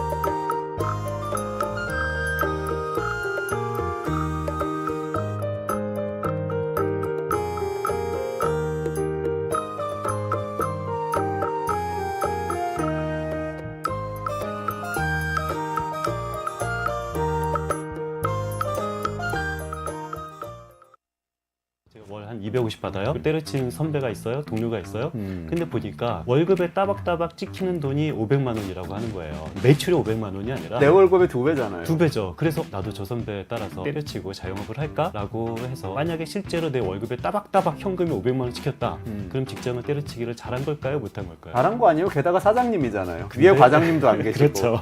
그래서 우리가 자영업자들이 많이 늘어나는데요. 이것을 회계적으로 분석을 해보면 절대 잘한 게 아니다. 앞으로는 벌었는데 뒤로 빚졌다. 치켰다 이런 말 들어보셨죠? 예를 들어 내 현금이 500만 원 치켰다라고 해서 나는 뭐 이 정도면 먹고 살만하다라고 생각할 수가 있는데요. 나중에 자영업은 리모델링 같은 것들을 할 때 또 추가로 들어가요. 예를 들어서 카페를 차렸다. 5년 동안 한 번도 인테리어 안 바꾸면 어떻게 될까요? 굉장히 인테리어가 노후해 보여요. 손님이 끊기죠. 만약에 PC방을 차렸다. 2년 동안에 업그레이드를 하지 않으면 어떻게 될까요? 손님 아무도 안 옵니다. 우리는 지금 현재 한 달에 500만 원을 벌었지만 2년 뒤에 또는 3년 뒤에 5천만 원 정도의 큰 비용이 나갈 것을 미리 짐작을 해야 되는 거예요. 네, 이원재 끝내주는 경제 AI 시대입니다. 강정수 덕코어 총괄 에디터님 모시겠습니다. 네, 안녕하세요. 안녕하세요. 이번에 또 여기서 구글 제미나이, 네. 오픈 AI, 챗 GPT 뭐 계속 소개해 주셨는데 네, 이번에 또 퍼플렉시티라고 그 젠슨 황 엔비디아 그 CEO가 와가지고 네. 나 매일 이거 씁니다. 그래가지고 지금 한국에서 퍼플렉시티 발음도 되게 어려운데 엄청 화제가 됐어요. 어떤 퍼플렉시티 거예요? 대단히 화제가 되고 있고 저도 매일 쓰고 있습니다. 정말요? 사실 저도 이 방송 준비하면서 매일 쓰기 시작했습니다. 네네네. 퍼플렉시티는 2022년에 만들어진 이 AI와 이 검색을 결합을 해서 지금까지는 우리가 검색 서비스라고 한다면 퍼플렉시티가 걸고 있는 슬로건은 답변 서비스예요. 답변을 하겠다. AI를 통해서 답변하는데 여러분도 쉽게 생각해서는 AI가 우리 네이버의 지식인 서비스하고 똑같은 결과물들을 AI가 만들어낸다고 보시면 가장 이해하기 좀 편하실 것 같아요. 그래서 퍼플렉시티 서비스가 이제 했고 이제 세간의 관심을 얻게 된 가장 결정적인 건 아까 말씀하셨던 엔비디아가 투자를 하고 그리고 아마존의 창업자였던 제프 베조스가 투자를 한다든지 한국도 조금씩 투자를 했어요. 삼성이나 SK도 조금씩 투자를 하고요. 그러면서 이제 걸고 있는 것은 구글 검색을 대체하겠다. 이것이 퍼플렉시티의 가장 큰 목적이라고 볼 수가 있고 퍼플렉시티는 벌써 사실 올해 1월 달 기준으로 해서 사용자가 1,000만 명이 넘었습니다. 그래요? 네, 근데 뭐 1,000만 명이라는 숫자가 사실은 글로벌 시장으로 친다라면 그렇게 많은 거라고 볼 수는 없지만 최근 수치가 밝혀지지 않지만 대단히 빠르게 증가하고 있고요. 여기에서 엄청나게 경쟁 압력을 느낀 구글이 최근 5월 달에 선보였던 것이 앞으로 이제 대중화시키겠다는 것이 AI 오버뷰라고 해서 AI 개요라고 하는 서비스를 해서 똑같이 퍼플렉시티라고 앞부분을 구글에서 우리가 검색을 하면 결과에다가 AI가 답변을 먼저 해주고 그 다음에 링크가 조금씩 나오는 이런 방식으로 퍼플렉시티형으로 변했다라는 것은 구글 또한 가만히 뒀다가는 퍼플렉시티에게 이 검색 시장을 뺏길 수 있겠다. 특히 이 헤비 유저들 검색을 즐겨 쓰는 사람들이 지금 퍼플렉시티를 즐겨 쓰고 있다는 거죠. 이런 부분에서 퍼플렉시티의 파괴력은 대단히 크다고 볼 수가 있습니다, 여러분.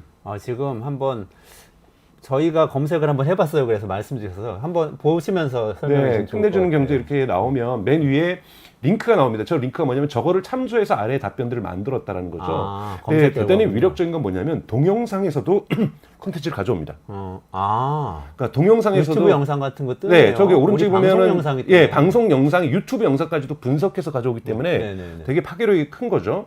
그래서 일반 나오고 뒷부분에 또 흥미로운 건요.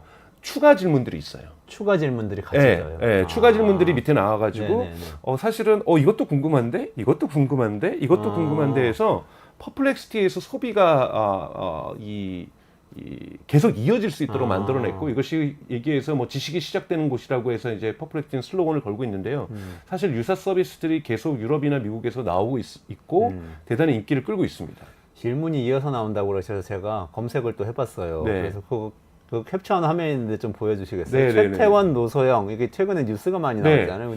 최신 뉴스가 많은데 검색하면 어떻게 될까 해가지고 검색을 해봤거든요. 네. 그러니까 최태원, 노소영에 대한 여러 가지 저기 지금 뜨네요. 네. 뭐 그러면서 최태형, 노소영이 나오고 맨 위에는 출처가 나오고요. 네네네. 출처로 갈 수 있는데 가장 중요한 건 오른쪽에 보시는 것처럼 이미지도 있지만 동영상에서도 가져온다라는 거가 있고요. 네네네네. 그럼 다음에 연관 질문에 1차 소송하고 2차 소송의 차이점은 얼마일까요?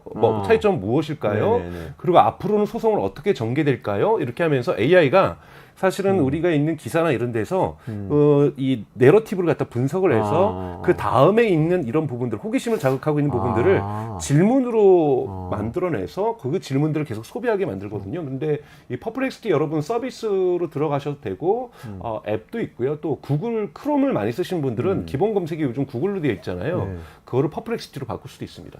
제가 네. 저희 구독자분들 중에 정치에 관심 있는 분들이 많으셔서 윤석열 한동훈 그것도 검색을 해봤거든요. 네네. 그거 한번 좀 보여주시겠어요? 그 흥미롭더라고요. 왜냐하면 딱 검색 결과도 뜨고 정리도 해주는데 밑에 related라고 해서 말씀에 질문들이 뜨는데 그 중에 내가 몰랐던 게 떠요. 그렇죠. 나는 궁금했던 거 사실 많이 알잖아요. 뉴스 많이 봐서. 네. 근데 몰랐던 예를 들면 한동훈의 고명로비 의혹은 어떤 것인가요? 이게 뭐지? 하고 딱 클릭하면 바로 또 그 다음에 그 관련 콘텐츠가 나오고 있죠. 아. 그래서 사실은 사람들이 지금 가장 지금 뭐 나중에 뒷부분에 설명을 하겠지만은 뉴스 산업에서의 질서 재편, 저널리즘의 질서 재편이 이 검색 서비스가 가져올 가능성이 높다. 이런 부분들이 지금 나오는데요. 정말 계속해서 그냥 키워드만 입력해도 오늘 뉴스 중에서 키워드만 입력을 해도 계속해서 줄줄줄줄줄줄 연관해서 소비할 수가 있는 거고요. 그리고 사실은 퍼플렉시티가 다음 서비스 업그레이드를 준비되어 있는데 그 화면이 그러니까 공개가 됐어요. 다음 그러니까 유출이 된 거죠. 그래요. 거기에 뉴스라는 게 있습니다. 그래요? 거기에 뉴스라는 거가 있어서 그 뉴스를 클릭하면은 주요 뉴스가 뜬다든지 제가 관심 많은 뉴스에서 제가 선택을 하면은 뉴스를 소비할 수 있게끔 이렇게 해주는 부분들이 있고요. 오늘의 주요 뉴스를 아직 뉴스 형태가 어떻게 될지 모르고 그 밑에는 쇼핑도 있습니다.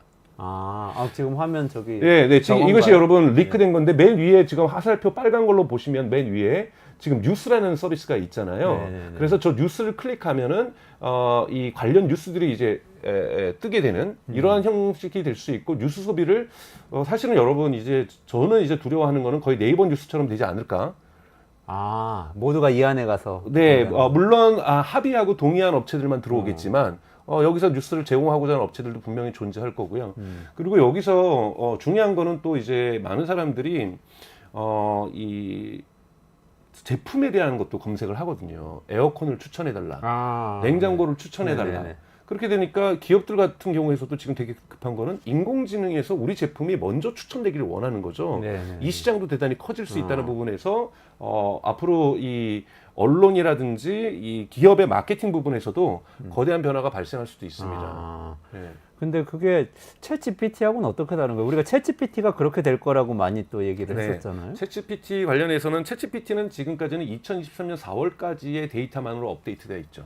그 위에는 죄송합니다, 모릅니다. 이거는 제가 알지 못합니다라고 나오는 것이 정상인 거고 사실은 여러분들 시리에 물어봐도 마찬가지인데요.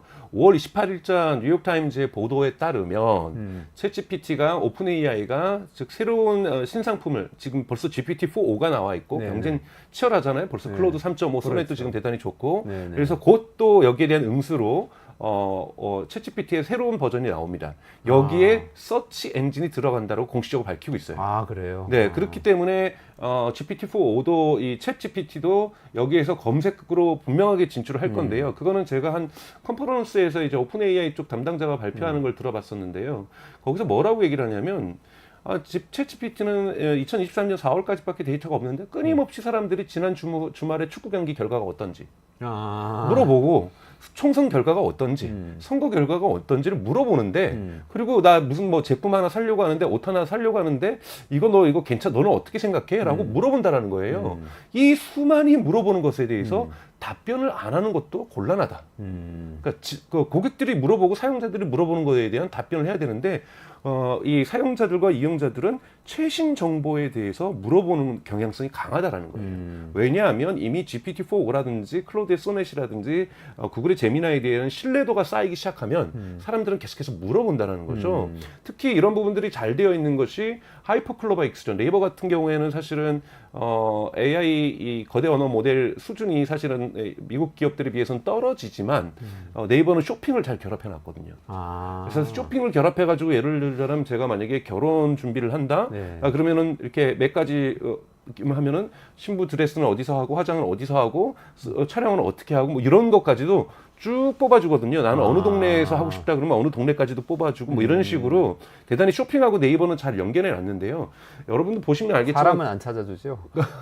결혼할 사람. 그렇죠. 결혼할 사람은 안 찾아줍니다, 여러분.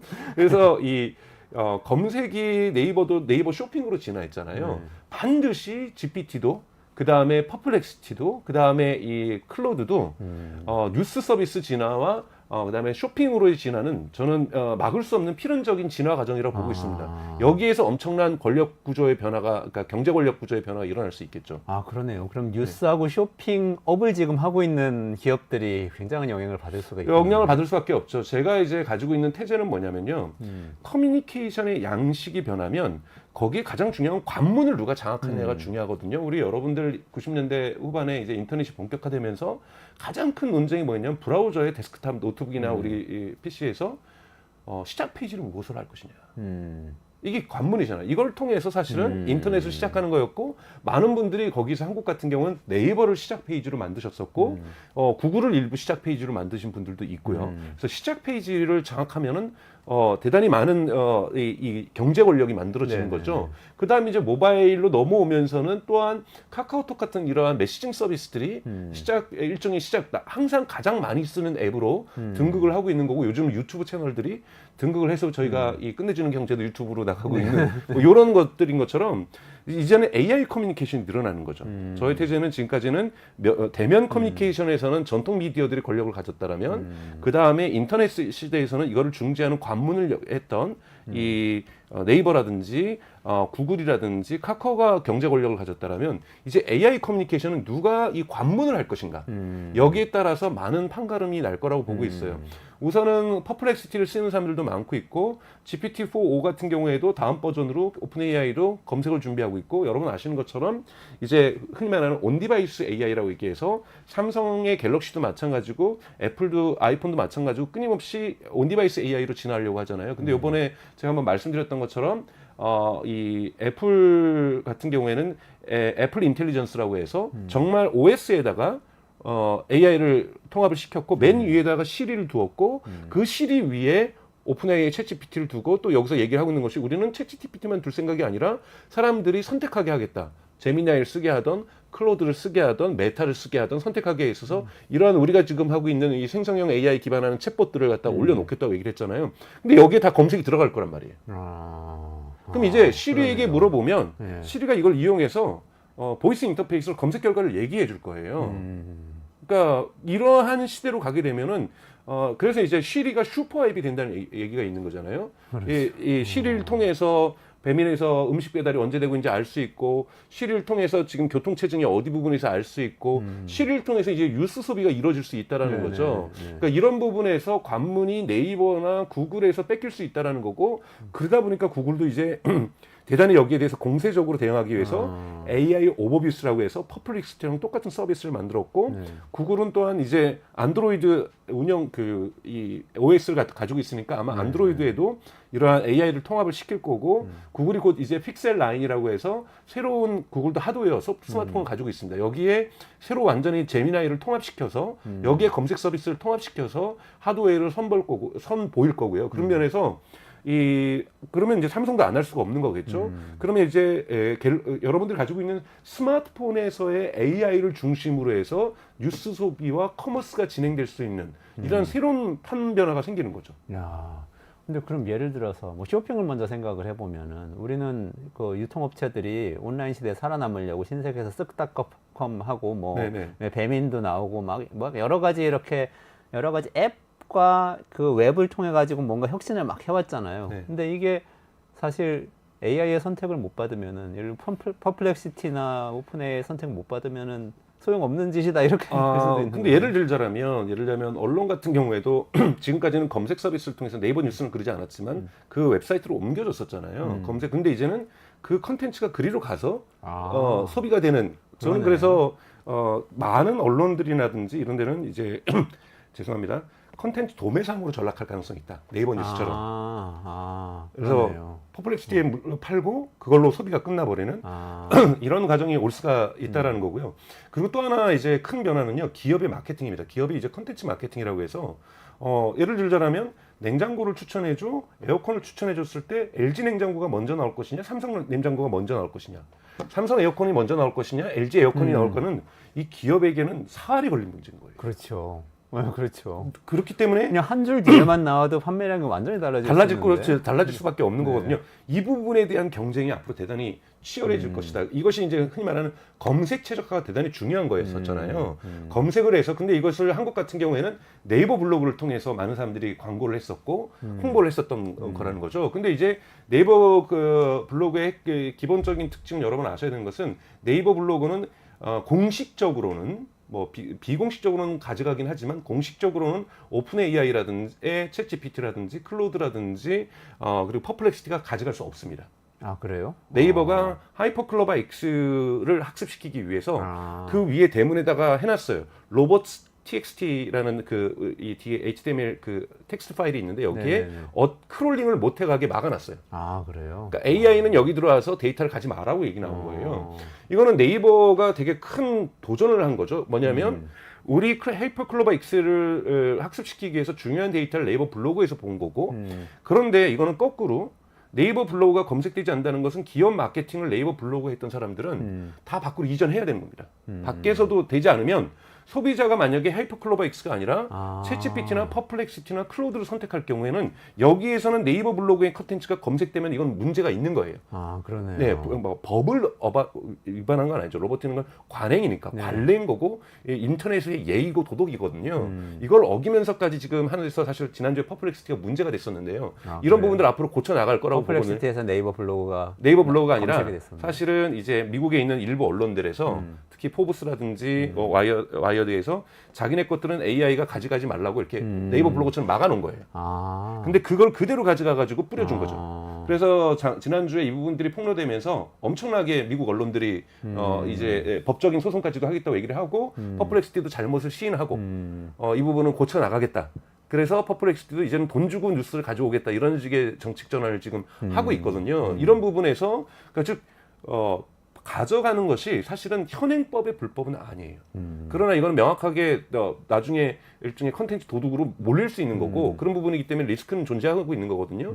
그렇기 때문에 요거를 여러분 이제 관문이 바뀐다라는 거에서는 이제 중요한 관문으로서 AI가 차지하게 되면 이 AI에게 검색되는 것이 중요한데 네이버 같은 경우 그걸 막아놨단 말이에요. 그러면 네이버는 지금 어떤 결정을 하는 거냐면 네이버 블로그를 통해서 마케팅하는 업체들한테 네이버에 붙든지 아니면 똑같은 내용을 외부에도 하든지 그래서 네이버만 마케팅으로 삼았던 업체들 같은 경우에는 시급하게 이동을 해야만 하는 이러한 지금 상황 전개까지도 이루어지는 거고 그래서 퍼플렉시티가 무슨 서비스를 시작했냐면 페이지스라고 하는 블로그 서비스를 시작을 했어요. 아, 자체 블로그요? 자체 블로그를 서비스했어요. 그래서 유료예요. 여기다가 올리면 검색 최적화를 시켜줘요. AI 검색 최적화를. 네이버하고 똑같은 가든이 양식장으로 가려고 하는 거예요. 똑같은 일을 하네요. 왜냐하면 이것이 가장 돈 벌기 쉬운 거거든요. 그럼 기업들은 퍼플렉시티 사용자들이 계속해서 늘어나고 있고 그렇죠. 퍼플렉시티를 사용하는 사람들이 헤비 유저들 즉 검색을 많이 하는 사람들이 먼저 이동하고 있거든요. 네. 그럼 검색을 많이 한다라는 것은 뭔가 검색을 통해서 뭔가 물건을 구매한다는 판단도 한다라는 거고 그럼 여기에서 노출되는 것이 되게 중요한 거거든요. 그러면 각종 모든 이 세상에 파는 모든 물건들이 거기다가 퍼플렉시티에 최적화를 하길 원하는 거죠. 거기에 은행 상품도 있을 수 있고 보험 상품도 있을 수 있을 거고 여행 상품도 있을 수 있을 거고 정말 인류에 이렇게 된다라면은 AI 검색 AI 최적화 그래서 요즘 그거를 LLM 최적화라고 그래요. 거대 언어 모델 최적화. 아, 옛날에는 검색 최적화라고 했던 거를 것처럼 LLM 최적화라고 해서 미국에서는 어마어마하게 지금 신흥 비즈니스로 성장을 하고 있고 우선적으로 학습되게 하는 그렇죠. 건가요? 그래서 한국에서도 기업 입장에서는 이거는 우리 걸 무료로 가져가도 좋다. 제발 가져가 달라는 거잖아요. 그렇기 때문에 이러한 부분에서 판변화가 크게 일어날 것이고 그래서 이 관문을 차지하는 게 항상 그래서 인터넷 비즈니스 디지털 경제에서는 대단히 중요한 겁니다. 그러면 여기에 뉴스 업체는 돈 들이면 되거든요. 네네. 근데 기업들은 돈을 내고서라도 자기 거 가져가라 그러거든요. 네. 그럼 기업들의 컨텐츠를 가져오게 될 것이고 커머스 사업대에서 쿠팡이나 아마존 이런 데서도 자기네들 것이 검색되기를 원할 것이고요. 그러니까 이러한 검색들을 오면서 사실은 여기서 출발해서 모든 것들이 시작되기 때문에 이 관문을 장악한다라면 대단히 큰 경제적 파워를 가져갈 수 있습니다. 이런 부분에서 저널리즘의 판도도 크게 변할 수가 있고 그다음에 커머스의 판도라든지 기업 마케팅의 판도가 기본적으로 변할 수가 있죠. 저널리즘의 판도도 생각을 해보면 예를 들면 네이버에서 뉴스 컨텐츠 위원회 같은 거 만들고 막 정치권에서 압박 오고 이런 게 예를 들어서 아까 한동훈 검색하면 한동훈 전 비대위원장의 의혹이 먼저 다음 질문으로 뜨면은 곤란하고 네네. 한동훈 비대위원장의 성과 이런 게 먼저 뜨면 훨씬 정치인한테 좋은 그렇죠. 거잖아요. 그러면 퍼플렉시티한테 로비해야 되는 건가요? 그렇죠. 어떻게 로비도 있지만 사실은 그것들은 기자들이 쓰는 양에 대해서 상대적으로 이 질문이 많이 나온 걸 뽑아주는 것이지 무조건 해주는 것도 아니거든요. 당연하게 퍼플렉시도 흔히 말하는 가중치 함수가 존재합니다. 여러분 모든 AI는 가중치 함수가 존재하는 거거든요. 이제 이런 것이 되면 이제 사회적인 압박이 가해지겠죠. 뉴스에서 너네들이 하고 있는 죄송합니다. 너네들이라고 해서 퍼플렉시티가 하고 있는 가중치가 무엇이냐, 무엇을 질문의 우선순위를 뽑을 것이냐. 이거는 기사가 생산했던 양에 있어서 가장 많이 다뤘던 주제를 맨 먼저 보여주고 두 번째 주제를 아마 질문으로 보여줄 가능성이 높고 네. 세 번째로 많이 다뤘던 걸 보여줄 가능성이 높거든요. 요렇게 이제 만들어질 거고 그리고 또 인공지능은 조금은 아직까지 현재까지는 인공지능은 대단히 중립적인 입장을 취하려고 해요. 그래서 논쟁적인 기사를 싫어합니다. 그러니까 좀 흔히 말해서 좌편향, 우편향의 강한 쪽 그리고 음모론적인 시각들 이런 부분들을 싫어하고 또 하나 저널리즘에서 이제 가장 큰 문제는 도매상이 된다는 건 뭐냐면 그나마 네이버 뉴스를 가서는요 뉴스 사이트로 올 트래픽이 많았거든요. 그래서 사람들이 뭘 했냐면은 어그로를 흔히 말해서 많이 끌었잖아요. 맞아요. 그녀의 뒤태는 뭐 이러면서 뭐 어쩌냐 뭐 이렇게 계속 질문형 저널리즘. 맞아요. 그냥 네. 답을 알려주면 될 것을 궁금하게 해서 클릭하게 만드는 이제 그런 것도 안 되는 거예요. 퍼플렉시티에서 소비되거나 구글의 AI 오버뷰에서 소비되면 거기서 소비가 대부분 90%가 끝날 가능성이 높습니다. 그러면 정말 컨텐츠 공급하고 끝나야 되는 거예요. 그러니까 즉 트래픽으로 우리 와가지고 트래픽으로 오면 여기다가 또 뭐 성형외과 광고 붙이고 비뇨기과 광고 붙여가지고 추가적 비즈니스를 했던 이런 저널리즘들이 대단히 많았는데 이런 저널리즘도 대단히 큰 트래픽의 타격을 좀 받을 가능성이 높다. 그럼 컨텐츠만 가지고 승부를 해야 되네요. 어떤 그렇죠. 면에서. 그래서 예를 들면 뉴욕타임즈는 퍼플렉시티에 검색되기를 원치 않을 거예요. 뉴욕타임즈 같이 이미 충성도가 있는 데는 문제가 전혀 없고요. 그러니까 대단히 차별화된 콘텐츠로 충성도를 가져갈 수 있는 업체들 같은 경우에는 강력하게 요구할 거예요. 우리 검색되지 않기를 원한다. 그래서 여기는 그 길로 저는 생존할 길이 있다라고 보고 있어요. 그래서 저는 되게 양분화될 거라고 보고 있습니다. 양극화, 즉 검색과 AI 검색과 무관하게 독립적인 어떠한 비즈니스를 연결해 나가는 저널리즘이 존재할 거고요. 근데 그건 대단히 소수가 되겠죠. 소수가 될 거고 많은 다수는 지금까지 네이버와 구글에서 누렸던 이러한 트래픽 폭탄이 사라진 그냥 컨텐츠를 도매하면서 이 자체로서 비즈니스를 영위해야 되는 대단히 경제성이 약화되는 이런 부분이 만들어질 거고 소비자 입장에서는 여러분 왜 이것이 근데 정치인들도 아무 말 못하면요 소비자들이 이걸 좋아할 거예요. 소비자 입장에서는 그렇잖아요. 저기 갔더니 팝업 뜨고 이상한 비뇨기과 성형외과 광고 뜨고 뭐 그런 거 그러니까 이런 걸 이제 갈등이라고 보통 이제 이쪽 UI 부분에서 이제 프릭션이라는 단어를 쓰거든요. 노 프릭션은 그러니까 즉 갈등이 없는 것, 내가 원하는 것만 보는 것은 소비자가 가장 원하는 겁니다. 유튜브는 어떻게 될까요? 그러니까 유튜브도 이제 많은 뉴스 같은 경우에는 팬덤이 있는 곳은 저는 계속 보게 될 거라고 봐요. 팬덤이 있는 것도 있고 유튜브는 강력한 아직까지도 그거 자체가 이미 게이트웨이이기 때문에 존재할 거라고 보는데 거기 이제 정보성 같은 경우에는 이제 긁어오겠죠. 자, AI가 유튜브 서머리 해주고 요약해주고 이런 건 요즘 그런 서비스들 어마어마하게 많거든요. 요즘 여러분들 유튜브 URL 주면요 내용 요약부터 해가지고요 뭐 요약뿐만 아니라 풀어주는 거 트랜스크립션 해주고 그거를 이쁜 문장으로 바꿔주는 서비스들 계속해서 나타나고 있습니다. 그렇기 때문에 유튜브를 갖다가 AI가 가져오는 것은 일도 아닌 거예요. 심지어는 그렇게 요구할 수도 있죠. 내가 이런 원하는 정보인데 가능하면 댓글이 많은 부분에서 많은 유튜브에서 채널에서 내가 원하는 질문을 찾아줘. 라고 여러분들이 스스로 필터링을 걸 수도 있어요. 그러면은 댓글이 많았던 곳에서 영상을 요약해서 보여준다는 이런 거기 때문에 이러한 정보성 유튜브에도 부분적으로 방문자가 줄어드는 이런 결과는 충분히 나타날 수 있습니다. 아까 뉴스하고 쇼핑을 지금 말씀하시잖아요. 뉴스하고 쇼핑이 사실은 제가 갑자기 걱정된 게 우리나라 대표 인터넷 기업이라고 할 수 있는 네이버의 주요 사업 분야인데 현재로선 네이버는 어떻게 될까요? 네이버 자체 AI 제가 뭐 이렇게 얘기하면 이제 투자하고 관련이 있는 건 아닙니다. 네이버 주식 갖고 있는 분들은 전적으로 이거는 판단하셔야 되고 이건 제가 지금 세우고 있는 가설이에요.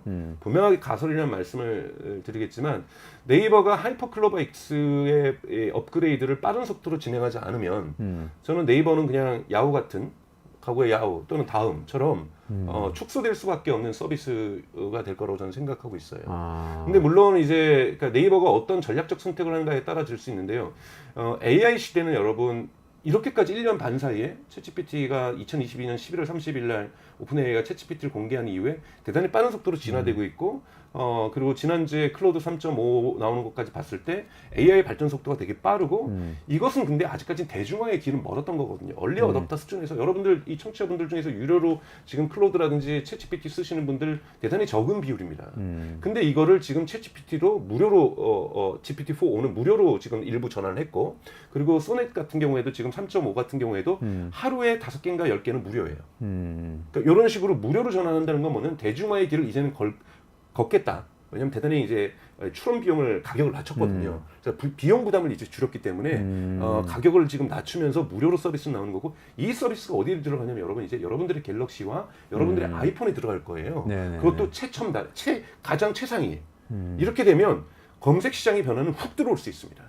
그런 부분에서 저는 2025년이 가장 중요한 시기라고 보고 2025년이 네이버가 어떠한 전략적 판단을 하느냐 즉 문호를 개방해서 본인들이 해외 AI 업체들과 협력을 하던가 아니면 하이퍼클로바 X로 독립적인 길을 계속 가던가 그런데 여기에서 사람들이 소비자들의 선택이 어디로 나타나는가에 따라서 네이버의 운명은 결정될 수밖에 없다. 근데 여러분들 아시겠지만 이제 네이버 또한 네이버 뉴스 같은 경우에는 이번 총선 특수가 없었잖아요.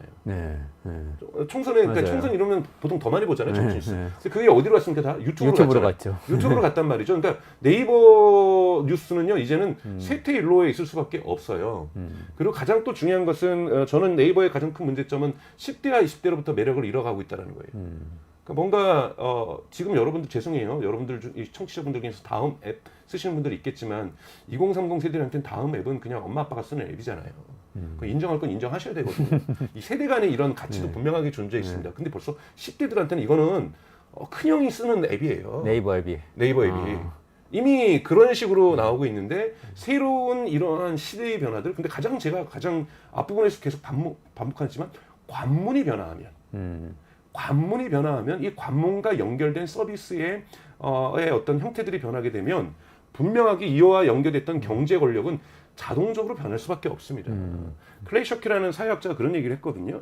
어떤 기술이 변한다고 해서 사회가 변하는 게 아니라 이 기술 때문에 사람들의 행동 습관이 변하면 그때 비로소 사회가 변하고 경제가 변한다는 거예요. 그러니까 즉 저희가 관문이 변한다는 거는 내가 사용하는 습관의 첫 페이지가 네이버가 아니고 구글이 아니고 AI가 첫 페이지가 돼버린다. 그게 나한테 너무 편해요. 너무 그리고 소비하기도 좋고요. 사실 여러분은 퍼플렉시티에서 최소형, 노소형 쳐보세요. 그러면 자극적인 기사 거의 없어요. 이온가 가지고 이온 가지고 얼마나 자극적인 기사 많이 나왔어요. 그냥 팩트 중심으로 나오고 그리고 1차 소송과 승소와 2차 승소, 그 판결의 차이점이 무엇이고 3차 판결의 핵심적인 어떤 논쟁 지점은 무엇이고 정말 내가 알고자 하는 바를 정확하게 정리해주고 있단 말이에요.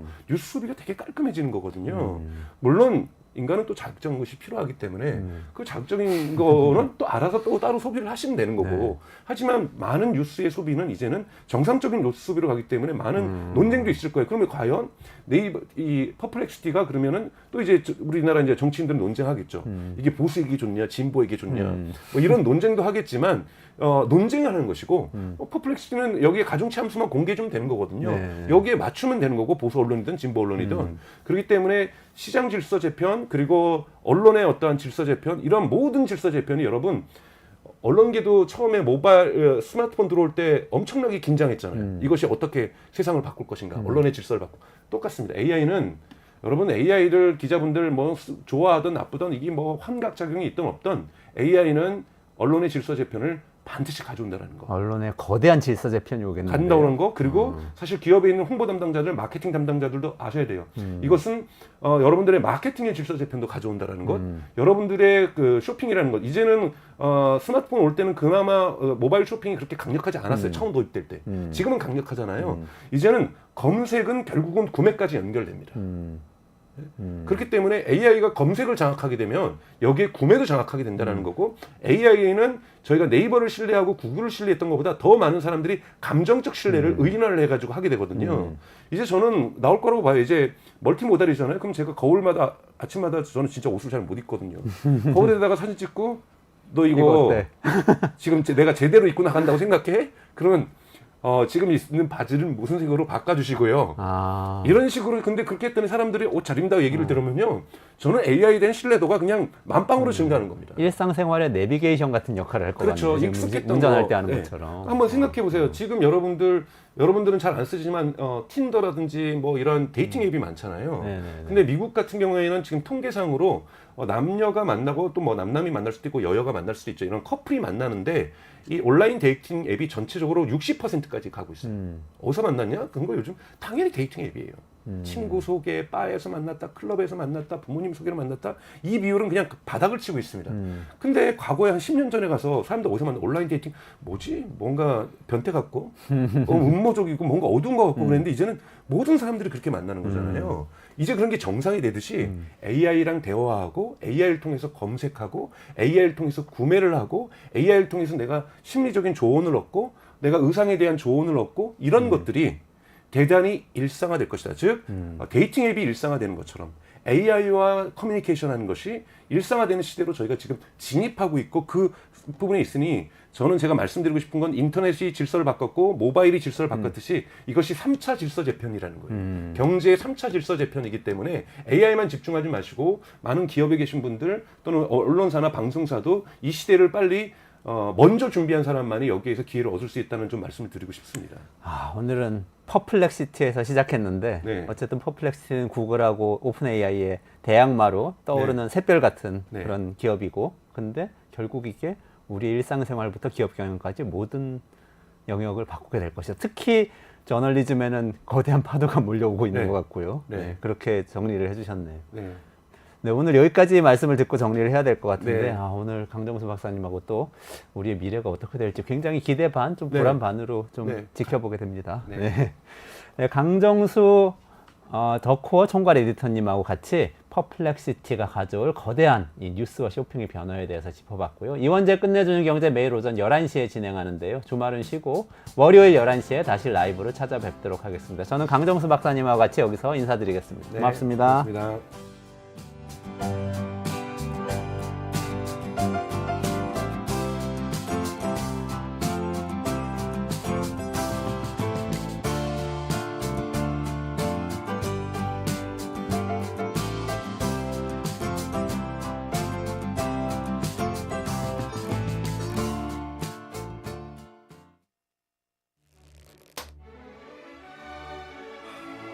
오늘따라 집중이 잘 안 된 것 같아.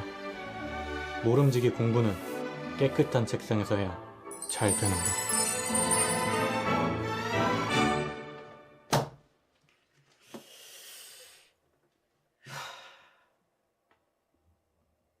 피곤한데 내일 할.